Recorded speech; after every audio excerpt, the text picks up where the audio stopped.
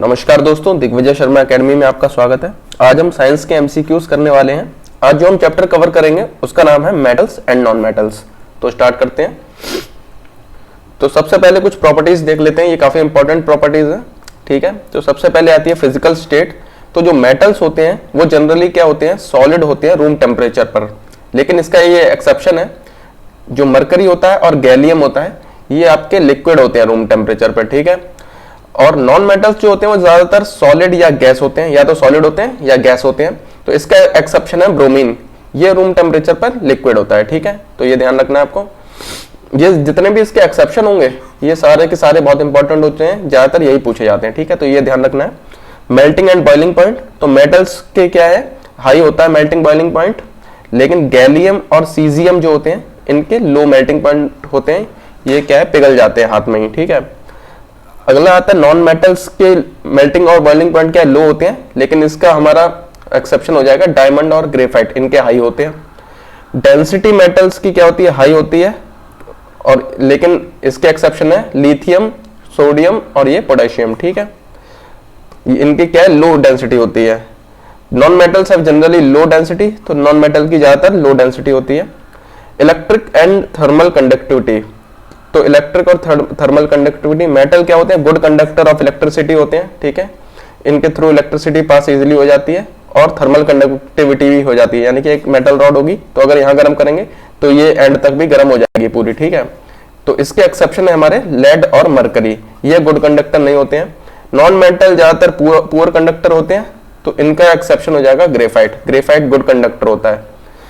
अगली प्रॉपर्टी आती है लस्टर। तो लस्टर प्रॉपर्टी होती है जिस प्रॉपर्टी के अकॉर्डिंग क्या है, ये शाइन करते हैं हमारे। तो मेटल जो है वो लस्टरस होते हैं, मेटल शाइन करते हैं, नॉन मेटल शाइन नहीं करते हैं। नॉन मेटल जनरली शाइन नहीं करते हैं, लेकिन इसका एक हमारा एक्सेप्शन है आयोडीन। ठीक है, तो आयोडीन जो है वो नॉन मेटल होता है, लेकिन फिर भी क्या है, वो शाइन करता है। ठीक है, आयोडीन जो है वो नॉन मेटल होते हुए भी शाइन करता है, तो ये क्या इसका एक्सेप्शन है। आगे देखते हैं। अगली प्रॉपर्टी है हार्डनेस। तो ज्यादातर मेटल जो है वो हार्ड होते हैं, एक्सेप्शन इसके हैं ये लिथियम, सोडियम और पोटेशियम, ये हार्ड नहीं होते हैं, इनको क्या है, चाकू से भी काटा जा सकता है। ठीक है, तो ये हार्ड नहीं होते हैं। सॉलिड नॉन मेटल जो होते हैं वो जनरली सॉफ्ट होते हैं, लेकिन इसका एक्सेप्शन है डायमंड, जो कि क्या है, hardest metal, hardest non metal होता है। ठीक है, डायमंड।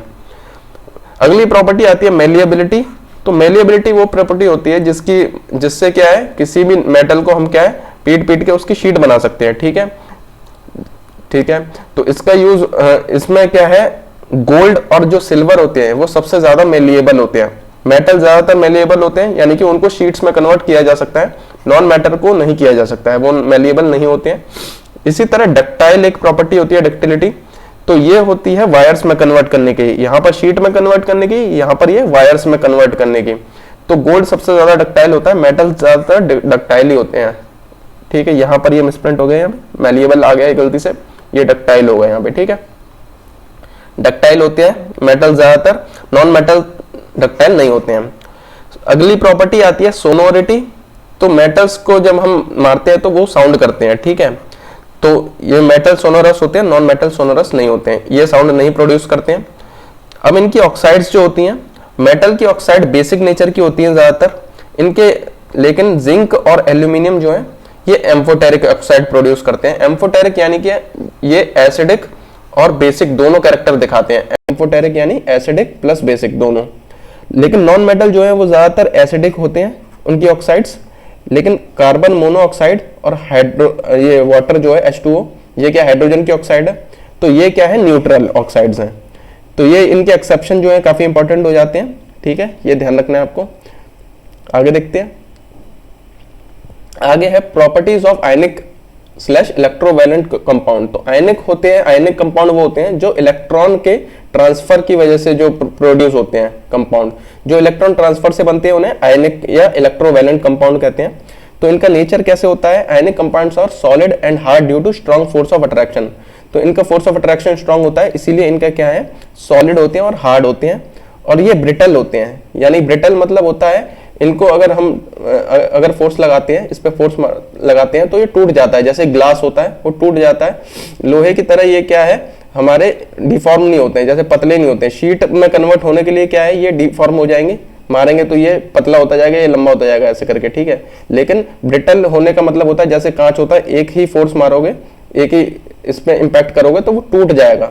तो इस प्रॉपर्टी को ब्रिटल बोलते हैं, ब्रेक इनटू पीसेस, पीसेस में टूट जाएगा, ठीक है। तो ये दबेगा नहीं, वो टूट जाएगा, ठीक है। तो ब्रिटल होते हैं कौन से, आयनिक कंपाउंड की बात चल रही है, ये ब्रिटल होते हैं, सॉलिड और हार्ड होते हैं, ठीक है। मेल्टिंग और बॉइलिंग पॉइंट हाई होता है क्योंकि इनके बीच में फोर्स ऑफ अट्रैक्शन हाई होता है, तो उसको तोड़ने के लिए हमें क्या है, बहुत ज्यादा मेल्टिंग और बॉइलिंग पॉइंट तक पहुंचना होता है। सोल्यूबिलिटी क्या होती है, ये वाटर में सोल्यूबल हो जाते हैं, वाटर में घुल जाते हैं, लेकिन पेट्रोल, डीजल या केरोसिन इनमें नहीं घुलते हैं, ठीक है। कंडक्टिविटी कैसी होती है, ionic compounds do not conduct electricity in solid state, तो ये सॉलिड स्टेट में तो इलेक्ट्रिसिटी कंडक्ट नहीं करते हैं, ये मॉल्टन स्टेट में करते हैं। मॉल्टन यानी कि पिघला हुआ लिक्विड वाली जो स्टेट होती है, ठीक है। आगे देखते हैं, अभी देखिए हम एक्सट्रैक्शन ऑफ मेटल देखते हैं। तो जो मेटल हमारे पाए जाते हैं वो क्या है, नेचर में प्योर मेटल की फॉर्म में नहीं पाए जाते हैं, उनमें इम्प्योरिटीज भी होती हैं, ठीक है। तो इस चीज को हम ओर बोलते हैं। और वो चीज होती है जिसमें हमारा मेटल है, अच्छी क्वांटिटी में मेटल पाया जाता है, साथ में इम्प्योरिटी भी होती है, ठीक है। अगर अच्छी क्वांटिटी में नहीं है तो उसको हम और नहीं बोलेंगे, ठीक है। तो यहाँ पर इस कैटेगरी में डिवाइड कर दिया है, metal of high reactivity, metal of medium reactivity, metal of least reactivity, ठीक है। जो हाई रिएक्टिविटी वाले मेटल हैं, यहाँ पर ये वाले मेटल हैं जो potassium, sodium, calcium, magnesium, aluminium, तो इनको इलेक्ट्रोलिसिस प्रोसेस से हम क्या है, प्योर मेटल में कन्वर्ट कर देते हैं। जो मीडियम वाले हैं वो दो टाइप के होते हैं, या तो कार्बोनेट ओर में पाए जाते हैं या सल्फाइड ओर्स में पाए जाते हैं, ठीक है। तो जो कार्बोनेट ओर्स होते हैं उनको कैल्सिनेशन प्रोसेस से हम क्या है, ऑक्साइड में कन्वर्ट करते हैं, और जो सल्फाइड ओर होते हैं उन्हें रोस्टिंग प्रोसेस से करते हैं। अब रोस्टिंग जैसे कि हम पीनट्स को रोस्ट करते हैं, तो क्या है, रोस्टिंग होता है ऑक्सीजन की प्रेजेंस में, हम क्या करते हैं, इनको हीट करते हैं, लेकिन कैल्सिनेशन होता है ऑक्सीजन की एब्सेंस में हीट करते हैं। तो ये ऑक्साइड में कन्वर्ट होते हैं। ऑक्साइड के बाद इनको रिड्यूस किया जाता है, रिडक्शन हमने पहले पढ़ रखा है, रिडक्शन मतलब होता है ऑक्सीजन को रिमूव करना, तो ये ऑक्सीजन रिमूव कर दी जाती है और हमारा प्योर मेटल मिल जाता है। जो सबसे कम रिएक्टिविटी वाले मेटल्स होते हैं वो सल्फाइड ओर्स उनके जो होते हैं, उनको रोस्टिंग, ये वाली प्रोसेस यहाँ से यहाँ तक वाली आ जाती है, ठीक है, सेम उनको रोस्ट किया जाता है, फिर मेटल को क्या है, प्योरीफाई कर दिया जाता है, ठीक है। प्योरिफिकेशन से ये मिल जाते हैं, ठीक है। तो आगे ये वाले आपको ध्यान रखने हैं, जो सबसे ज्यादा रिएक्टिव है ये ऊपर वाले सबसे मोस्ट रिएक्टिव है, ये सबसे ज्यादा, और जो नीचे वाले हैं ये सबसे कम रिएक्टिव है, ठीक है। तो ये आपको ध्यान रखना है। तो सबसे ऊपर पोटेशियम आता है, फिर सोडियम, कैल्शियम, मैग्नीशियम, ये बीच वाले आपको सबसे ज्यादा ध्यान रखने हैं, इनमें कंफ्यूजन होता है सबसे ज्यादा। एल्यूमिनियम, जिंक, आयरन, ठीक है, और लेड, तो AZIL ये याद रखना है, ठीक है। उसके बाद कॉपर आता है, तो ये नीचे के याद रहते हैं, ऊपर वाले भी याद रहते हैं, ये बीच वालों में थोड़ी दिक्कत हो जाती है, तो इनको याद रखा नहीं जाता है, तो ये आपको ध्यान रखना है, AZIL ये याद रखना है, ठीक है। एल्यूमिनियम, जिंक, आयरन और ये लेड, ठीक है। आगे देखते हैं, तो हमने देखा था, देखिए पीछे यहाँ पर इलेक्ट्रोलिसिस प्रोसेस का यूज किया जा रहा था, यहाँ पर हाई रिएक्टिविटी वालों का। तो इलेक्ट्रोलिसिस प्रोसेस में क्या होता है, दो एंड होते हैं बैटरी के, ठीक है। एक होता है कैथोड, एक होता है एनोड, ठीक है। तो कैथोड में क्या होता है ये अभी देखते हैं। तो सबसे पहले ऑक्सीडेशन प्रोसेस समझते हैं। ऑक्सीडेशन होता है इलेक्ट्रॉन को लूज करना। तो देखिए ऑक्सीडेशन क्या है, नाम से ही थोड़ा अच्छा लगता है ये, ठीक है। रिडक्शन नेगेटिव लगता है, ये पॉजिटिव लगता है, ये नेगेटिव लगता है। तो जो लूज करेगा, जो दान दे देगा इलेक्ट्रॉन, वो क्या अच्छा आदमी हो जाएगा, तो वो पॉजिटिव हो जाएगा। तो ऐसे याद रख सकते हैं, ऑक्सीडेशन मतलब इलेक्ट्रॉन लूज करना, और गेन करना, जो लेना चाहता है वो क्या है, नेगेटिव हो जाएगा। तो रिडक्शन मतलब इलेक्ट्रॉन गेन करना, ठीक है। अब ये ध्यान रखना है इसको, ट्रिक को, NCR। तो यहाँ पे क्या है, जो नेगेटिव हमारा एंड होता है बैटरी का, उससे N for negative, C for cathode, जो नेगेटिव एंड होता है वो कैथोड होता है, और वहां पर क्या होता है, रिडक्शन होता है। उसी तरह पॉजिटिव एंड जो होता है उसे वहां पर एनोड होता है, और वहां पर क्या होता है, ऑक्सीडेशन होता है। तो जो पॉजिटिव एंड है वहां पर क्या है, NCR हो रहा है, NCR। अच्छा यहाँ पे नेगेटिव है, ठीक है, नेगेटिव में NCR हो रहा है, और पॉजिटिव में क्या हो रहा है, PaO ये हो रहा है, ठीक है। तो नेगेटिव, N फॉर नेगेटिव, या इसको कैथोड बोलेंगे, और यहाँ पर रिडक्शन होगा। पॉजिटिव एंड पे क्या है, ये P फॉर पॉजिटिव, ये एनोड एंड हो जाएगा, और यहाँ पर ऑक्सीडेशन होगा, ठीक है। तो इन मेटल को और हम प्योरीफाई करने के बाद रिफाइन करते हैं, ठीक है। तो रिफाइन करते हैं तो कैथोड पर जो है प्योर मेटल पाया जाता है, और एनोड पर क्या है, इम्प्योर मेटल पाया जाता है। तो ये ध्यान रखना है, ये पूछा जाता है कभी कभार, ठीक है। आगे देखते हैं, आगे देखते हैं, दो प्रोसेस के बारे में बीच में बात हुई थी, कैल्सिनेशन और रोस्टिंग के बीच में बारे में। तो heating ores in absence of oxygen, oxygen की एब्सेंस में जब हीट किया जाता है तो वो होता है कैल्सिनेशन। और इनको कार्बोनेट ओर्स जो होते हैं, जो कार्बोनेट की फॉर्म में हमारी इंप्योरिटी पाई जाती है ओर्स की, उसको अलग करने के लिए इनका यूज किया जाता है कैल्सिनेशन का, एब्सेंस ऑफ ऑक्सीजन में। इसमें क्या होता है, क्योंकि ये कार्बोनेट है तो CO2 गैस रिलीज होती है। तो ये एक एग्जांपल है, जिंक कार्बोनेट का ये ओर है, इसको हीट किया गया तो जिंक ऑक्साइड और CO2 रिलीज हो गई। रोस्टिंग हमारी क्या है, प्रेजेंस ऑफ ऑक्सीजन में हीट किया जाता है। इसमें क्योंकि ये सल्फाइड ओर्स के लिए यूज करा जाता है तो SO2 रिलीज होती है, ये इसकी रिएक्शन हो जाएगी। ठीक है, जिंक सल्फाइड का ऑक्सीजन के प्रेजेंस में यहाँ पर हीट हुआ तो जिंक ऑक्साइड और SO2 यहाँ पे रिलीज हो गई। आगे देखते हैं, तो ये कुछ इंपॉर्टेंट ओर्स की हमने यहाँ पर लिस्ट बनाई है। तो बॉक्साइट वो एल्यूमिनियम का ओर होता है, हेमाटाइट, लिमोनाइट और मैग्नेटाइट ये आयरन के ओर्स होते हैं, सिनेबार ये मरकरी का ओर होता है, कैलेमाइन ये जिंक का है, गलेना ये लेड का है, डोलोमाइट में कैल्शियम और मैग्नीशियम दोनों पाए जाते हैं, और बोरेक्स होता है सोडियम का। इसके मैंने यहाँ पे फॉर्मूले भी लिख दिए हैं, तो आप अगर ये याद नहीं कर पा रहे हैं तो कम से कम ये तो याद रखना ही है आपको, लेकिन अगर ये भी याद कर लेंगे तो बढ़िया ही होगा। ठीक है, तो ये मतलब एडवांस है ये। ठीक है, अगर आपको इतना हो जाए तो उसके बाद इस पे जाइए, लेकिन ये तो पक्का पक्का करना ही करना है। ठीक है, तो ठीक है, आगे देखते हैं। आगे देखते हैं कोरोजन, मैं पिछले चैप्टर में बता चुका हूं, कोरोजन मतलब क्या होता है, कोई मेटल होता है वो खराब हो जाता है तो उसे कोरोजन बोलते हैं। उसके ऊपर क्या है, एक लेयर चढ़ जाती है दूसरे मटेरियल की, जैसे कि सिल्वर सल्फाइड होता है, सिल्वर के ऊपर सल्फाइड की लेयर चढ़ जाती है जो उसको ब्लैक कलर का बना देती है। कॉपर के ऊपर कार्बोनेट लेयर चढ़ जाती है। ठीक है, कार्बोनेट की लेयर चढ़ जाती है तो वो ग्रीन इन कलर हो जाता है कॉपर जो है। वैसे वो क्या है, हमारा ब्राइट होता है ब्राउन कलर का, और बाद में क्या होता है, ग्रीन हो जाता है जब उस पर कार्बोनेट की लेयर चढ़ जाती है। तो कोरोजन की प्रिवेंशन कैसे कर सकते हैं हम, इसको पेंट कर सकते हैं, मेटल को ग्रीस कर सकते हैं, क्रोम प्लेटिंग कर सकते हैं। क्रोम प्लेटिंग का मतलब होता है क्रोमियम की लेयर चढ़ा देना। गैल्वेनाइजिंग कर सकते हैं। अब गैल्वेनाइजिंग क्या होता है, गैल्वेनाइजिंग होता है जिंक की लेयर चढ़ाना। तो ये इंपॉर्टेंट हो जाता है। देखिए क्रोम प्लेटिंग में क्या है, नाम से पता चल रहा है तो क्रोमियम लिख देगा आदमी आसान से, लेकिन गैल्वेनाइजिंग में याद नहीं रहता है, इसीलिए ये वाला इंपॉर्टेंट हो जाता है, इसको ध्यान रखना है। गैल्वेनाइजिंग मतलब जिंक की लेयर चढ़ाई जाती है।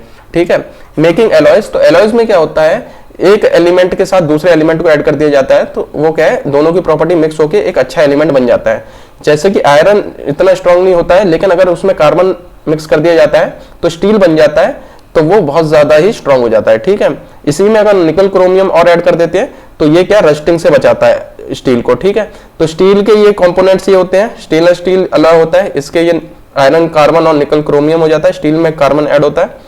ब्रास होता है, ब्रॉन्ज होता है, तो ये कॉपर के साथ जिंक और ये कॉपर के साथ टिन हो जाता है। तो ये ध्यान रखने के लिए ऐसे कर सकते हैं, इसमें Z आ रहा है। ठीक है, तो इसमें जिंक नहीं होगा। ठीक है, जिंक नहीं होगा यहाँ पे, ब्रास और ब्रॉन्ज में कंफ्यूजन हो जाता है, तो ब्रास में जिंक नहीं होता है, ब्रास में जिंक होता है, ब्रॉन्ज में जिंक नहीं होता है। ठीक है, यहाँ Z आया तो यहाँ पे जिंक नहीं आएगा। सोल्डर जो होता है इसमें लेड और टिन के कंपोनेंट यूज होते हैं एलॉय बनाने के लिए सोल्डर का। ठीक है, आगे देखते हैं। तो आगे हमारे क्वेश्चन स्टार्ट हो रहे हैं। जो पहला क्वेश्चन है हमारा, the non metal which is liquid at room temperature. तो यहाँ पर ये ध्यान रखना है कि नॉन मेटल लिखा है, अगर आपने ये जल्दीबाजी में मरकरी लगा दिया तो गलत हो जाएगा। यहाँ नॉन मेटल पूछा है इसलिए ब्रोमीन हो जाएगा आंसर हमारा। ठीक है, ब्रोमीन क्यों हो जाएगा, क्योंकि non metal which is liquid, non metal की बात हुई है। आगे देखते हैं, the number of protons in an atom of element A is 19। ठीक है, एक एलिमेंट ए है उसके प्रोटॉन है 19। Then the number of electron in its ion is, तो जितने प्रोटॉन होते हैं उतने ही इलेक्ट्रॉन होते हैं। तो जब वो ए होगा तब उसके इलेक्ट्रॉन कितने होंगे, 19 होंगे। लेकिन ए प्लस हो जाता है तो जितना प्लस हो जाता है उतना क्या है, लूज हो जाते हैं इलेक्ट्रॉन। तो यहाँ एक प्लस लगा है, अगर 2 प्लस होता तो 2 इलेक्ट्रॉन लूज हो जाते, एक है इसीलिए एक लूज हो जाएगा। तो 19 में से एक गया तो ये 18 रह जाएगा। ठीक है, आगे देखते हैं। Bauxite is an ore of, तो बॉक्साइट किसका ओर होता है, ये हमने पढ़ रखा है, बॉक्साइट एल्यूमिनियम का ओर होता है। ठीक है, the metal which is liquid at room temperature, तो मेटल जो रूम टेम्परेचर पर लिक्विड होता है वो होता है मरकरी। आगे देखते हैं, the sulphide ores are converted into oxides by heating strongly in the presence of excess air. तो प्रेजेंस ऑफ एयर या ऑक्सीजन ये होता है हमारा रोस्टिंग। ठीक है, आगे देखते हैं, metals can be drawn into wires, तो वायर्स में कन्वर्ट करने की प्रॉपर्टी को क्या बोलते हैं, ये बोलते हैं हम डक्टिलिटी। लस्टर होता है शाइन वाली, सोनोरिटी होती है साउंड वाली, साउंड प्रोड्यूस करने वाली, मेलिएबिलिटी होती है ये शीट में कन्वर्ट करने वाली प्रॉपर्टी होती है। ठीक है, आगे देखते हैं, electrolytic refining, the cathode is made up of, तो कैथोड पे क्या है, प्योर मटेरियल होता है, एनोड पे क्या होता है हमारा, इम्प्योर मटेरियल होता है। आगे देखते हैं विच of the following represent the correct order of decreasing reactivity. तो यहां पर देखते हैं अगर तो मैग्नीशियम की रिएक्टिविटी कम तो नहीं होती है, इन सबसे ज्यादा ही होती है। तो ये मैंने याद करवाया था AZIL ऐसे करके। तो मैग्नीशियम के बाद एल्यूमिनियम, जिंक और फिर आयरन आएगा, तो ये वाला ए ऑप्शन हमारा करेक्ट हो जाएगा। ठीक है, आगे देखते हैं an element react with oxygen to give a compound with high melting point, this compound is also soluble in water, the element is likely to be. तो यहाँ पर क्या है, ऑक्सीजन के साथ कंपाउंड एलिमेंट रिएक्ट कर रहा है जिसके हाई मेल्टिंग पॉइंट है और वो वाटर में सोल्यूबल है। तो यहाँ पर अगर देखते हैं हम तो कार्बन, सिलिकॉन या आयरन जो होते हैं ये वाटर में सोल्यूबल नहीं होते हैं, कैल्शियम सोल्यूबल होता है वाटर में, इसीलिए ये आंसर हमारा कैल्शियम हो जाएगा इसका। Which element form amphoteric oxide, तो एम्फोटेरिक ऑक्साइड दो बनाते हैं, जिंक और एल्यूमिनियम। यहाँ ऑप्शन में हमें एल्यूमिनियम दिया है तो इसीलिए सी ऑप्शन करेक्ट हो जाएगा। विच of the following pair will give displacement reaction, तो डिस्प्लेसमेंट रिएक्शन में होता है एक कंपाउंड होता है उसको रिप्लेस कर, उसमें जो एलिमेंट को रिप्लेस कर लेता है मोर रिएक्टिव एलिमेंट। तो यहाँ पर ये जो दे रखे हैं, अगर इधर वाले इसके जो एलिमेंट है इससे ज्यादा रिएक्टिव होंगे, इसके मेटल से ज्यादा रिएक्टिव होंगे तभी इसको डिस्प्लेस कर पाएंगे। अब यहाँ पर देखते हैं, नीचे से देख लेते हैं। तो जो अगर कॉपर और सोडियम को देखते हैं तो सोडियम ज्यादा रिएक्टिव है, इसलिए कॉपर इसको डिस्प्लेस नहीं कर पाएगा। ठीक है, एल्यूमिनियम मैग्नीशियम से ज्यादा रिएक्टिव नहीं होता है, मैग्नीशियम ज्यादा रिएक्टिव होता है इसलिए ये भी नहीं कर पाएगा। सिल्वर जो है आयरन से कम रिएक्टिव होता है तो ये भी नहीं डिस्प्लेस कर पाएगा। कॉपर जो है वो सिल्वर से ज्यादा रिएक्टिव होता है। ठीक है, सिल्वर बिल्कुल नीचे आता है, इसीलिए ये हमारा करेक्ट आंसर हो जाएगा डी। आगे देखते हैं which among the following is the most abundant metal found in the earth crust. तो अर्थ क्रस्ट में जो सबसे ज्यादा अबंडेंट है यानी सबसे ज्यादा पाया जाता है जो अर्थ क्रस्ट में एलिमेंट मेटल, ठीक है, मेटल की बात हुई है, एलिमेंट की नहीं बात हुई है, तो मेटल सबसे ज्यादा पाया जाता है एल्यूमिनियम। अगर एलिमेंट की बात होती है तो वो ऑक्सीजन हो जाता है, अगर नॉन मेटल की बात होती है तो वो भी ऑक्सीजन हो जाता है, लेकिन अगर गैस की बात होती है तो वो नाइट्रोजन गैस पाई जाती है। ठीक है, आगे देखते हैं cinnabar the ore of mercury exist in the form of, तो सिनेबार जो होता है वो मरकरी का ओर होता है। ठीक है, ये बता रखा है, लेकिन किस फॉर्म में होता है, ऑक्साइड, सल्फाइड, कार्बोनेट या कार्बाइड, तो ये सल्फाइड फॉर्म में होता है। इसका फॉर्मूला HgS ऐसे बनता है। ठीक है, मरकरी सल्फाइड के फॉर्म में ये पाया जाता है। ठीक है, विच of the following pairs of reactants will undergo a displacement reaction, तो यहां पर भी वही चीज है, आयरन और कॉपर को देखते हैं तो आयरन क्या है, कॉपर से ज्यादा रिएक्टिव है। ठीक है, कॉपर बाद में आता है, तो यही हमारा करेक्ट आंसर हो जाएगा। यहाँ पर जिंक ज्यादा रिएक्टिव है आयरन से, मैग्नीशियम और कैल्शियम ये भी ज्यादा रिएक्टिव होते हैं, तो ये नहीं होंगे, ए ऑप्शन हमारा करेक्ट आंसर हो जाएगा। Galvanization is a method of protecting steel and iron from rusting by coating them with a thin layer of, तो गैल्वेनाइजेशन में ये Z है, Z से पता चलता है ये क्या है, जिंक है, ऐसे याद रख सकते हैं। तो इसमें क्या है, जिंक की लेयर चढ़ाई जाती है मेटल पे। Which of the following alloys contains a non metal as one of its constituents, तो लिख लेते हैं, स्टील होता है हमारा आयरन प्लस कार्बन। ठीक है, ब्रास होता है हमारा कॉपर प्लस, कॉपर के साथ जिंक यहाँ पे यूज होगा, ब्रॉन्ज में जिंक नहीं होगा। ठीक है, यहाँ पर क्या होगा, कॉपर के साथ टिन यूज हो जाएगा। एमलगम होता है जब भी मरकरी के साथ कोई दूसरा मेटल यूज होता है। ठीक है, तो उसे एमलगम कहते हैं। अब यहाँ पर अगर देखते हैं तो ये भी सारे मेटल है, ये भी सारे मेटल है, इसमें भी मेटल यूज हो रहा है। इसमें जो कार्बन है ये मेटल नहीं होता है, इसीलिए ये क्या यहाँ पे क्या है, वन ऑफ जो मेटल है वो हमारे नॉन मेटल होना चाहिए। ठीक है, वन एलिमेंट नॉन मेटल होना चाहिए, तो यहाँ पर कार्बन नॉन मेटल है, तो ये स्टील हमारा करेक्ट आंसर हो जाएगा क्योंकि कार्बन यहाँ पे नॉन मेटल यूज हुआ है। ठीक है, an element X is soft and can be cut with the help of a knife, it is very reactive to air and can not be kept in open in the air, it react vigorously with water, identify the element from the following. तो जो soft है और इसको क्या है, cut किया जा सकता है नाइफ से, बहुत ज्यादा रिएक्टिव है तो एयर और वाटर से बहुत ज्यादा रिएक्ट करता है, इसको क्या है हम केरोसिन में रखते हैं। ठीक है, तो इसका नाम क्या होगा, तो ये काफी इजी है, सोडियम है, ये फेमस है, इसको नाइफ से काटा जा सकता है इस प्रॉपर्टी के लिए। ठीक है, बहुत सॉफ्ट होता है ये, तो सोडियम हमारा करेक्ट आंसर हो जाएगा। तो हमारे क्वेश्चन यही खत्म होते हैं। अगर आपको ये वीडियो पसंद आए तो वीडियो को लाइक कीजिए, अगर आप एंड तक बने रहे तो आपका बहुत बहुत थैंक यू। अगर आप AEES PRT की सीरियसली तैयारी कर रहे हैं तो AEES PRT कंप्लीट सिलेबस नाम की प्लेलिस्ट को जरूर चेकआउट कीजिए। अगर आप अगर आप जो है अलग अलग सिलेबस को कंप्लीट करना चाहते हैं अलग अलग सब्जेक्ट वाइज, तो प्लेलिस्ट को आप चेकआउट कीजिए, प्लेलिस्ट सेक्शन में जाएंगे तो अलग अलग सब्जेक्ट वाइज आप प्लेलिस्ट देख सकते हैं। ठीक है, अगर आप telegram channel Digvijay Sharma academy पर जाते हैं तो आप इसकी PPT डाउनलोड कर सकते हैं। अगर आप ऐसी वीडियोस और देखना चाहते हैं तो दिग्विजय शर्मा एकेडमी को सब्सक्राइब कीजिए। मिलते हैं अगले वीडियो में।